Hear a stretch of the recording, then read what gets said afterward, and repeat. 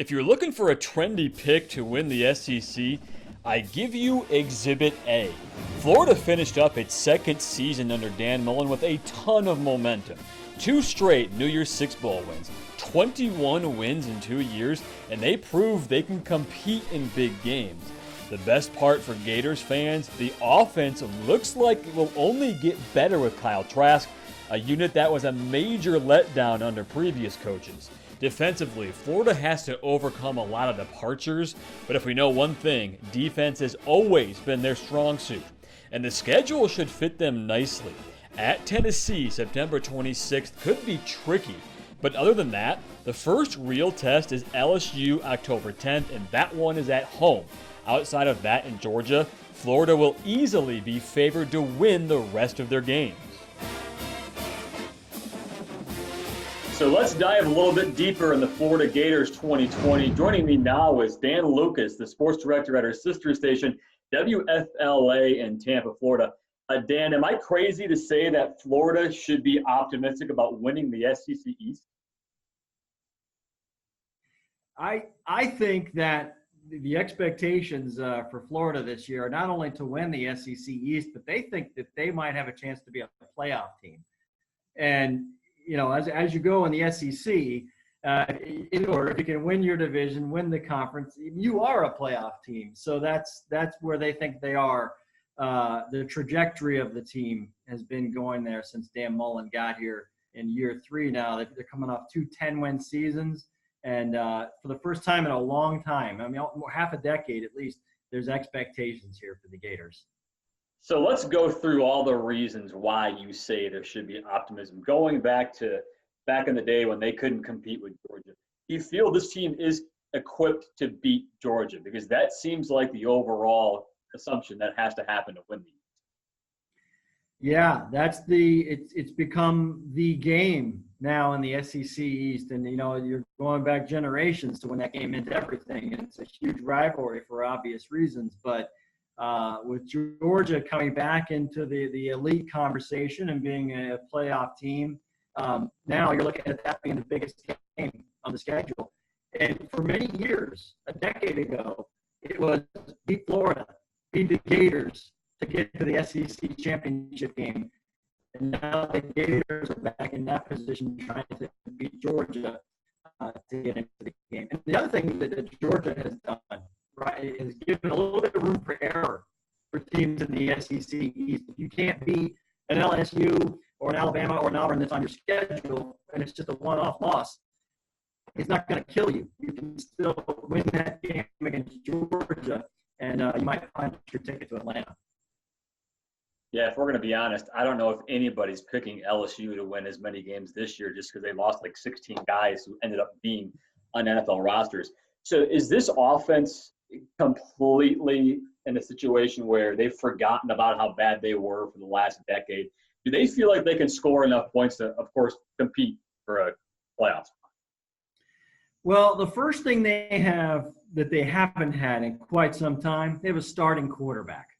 And Kyle Trask is a young man who came in last year. You know, Felipe Franks was kind of – it wasn't a great performances that he was putting. It weren't great performances. But he was gut checking his team to getting some wins in some big games. All of a sudden, he gets injured in the second game of the year last year. Here comes Kyle Trask.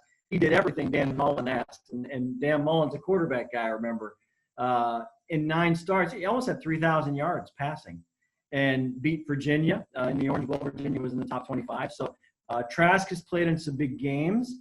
And he was the quarterback when they beat Auburn last year. That was their signature win for last season, was the Auburn game in Gainesville. And Kyle Trask led the Gators that day. And so he's the guy. He's going to have to be the guy if they're going to get as far as they think they're going to get. Have people seen that big of a difference in the coaching of the quarterback in just the last 2.5 years? Oh, absolutely. I think the guys that have come through here have been pretty talented. And, you know, there's been a few transfers that have gone elsewhere and played well. I just think back to Jeff Driscoll. I mean, he got himself a little part-time gig in the NFL on his talent alone. Didn't cut it here with Florida.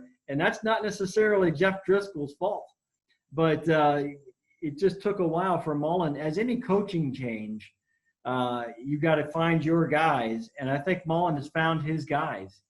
Fans remember here in Florida, you're never going to forget Tim Tebow.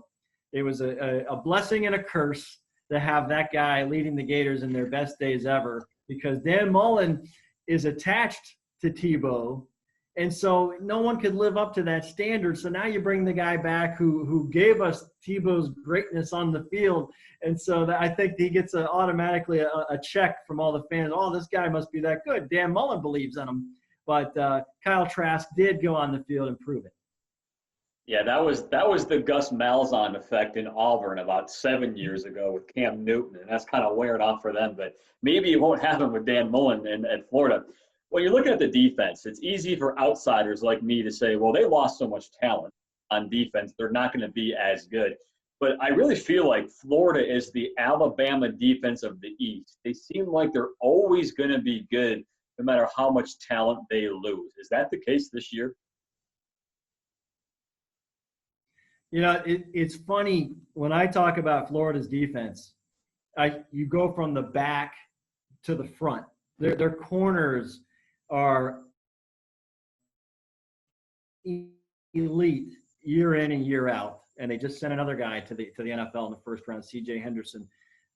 So when they have young cornerbacks like they're going to have this year, Kyrie Elam's going to start probably as a sophomore. You have all the faith in the world in these guys. They're that athletic and fast. Florida's problem on defense is getting off the field. On third and longs, they're just not getting pressure to the quarterback, and especially the elite quarterbacks that they've faced last year. They couldn't get off the field and just wore down as games went on. If they get the pass rush going, it's a top defense in America, not just the conference. So that, to me, is the big question mark for the Gators, the pass rush. Can you get that going this year?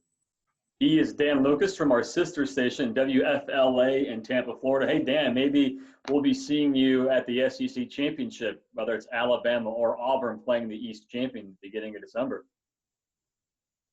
We will see. It's always, for those of us who don't play in the game, it's a big party. It's fun to be at the game. That's why we want to get there. Yeah, and for your sake, hopefully it'll be a little bit different from the last two times they went there and played Alabama, right? Those were rough nights for the Gator fans for sure. but they've got to get there, and you hit the nail on the head. Georgia's the big hurdle, and if they can do that, I think that they're on their way. But they're talking playoff here, so you got to get that division title. Then they got to beat FSU in their last game. That's a mystery game, possible trap game. Then the SEC championship to talk about being a playoff team. But that's what they're talking about. So if they think they're that good, we'll see. We'll see on the put field. up or shut up, right? Dan, thanks so much for being with us.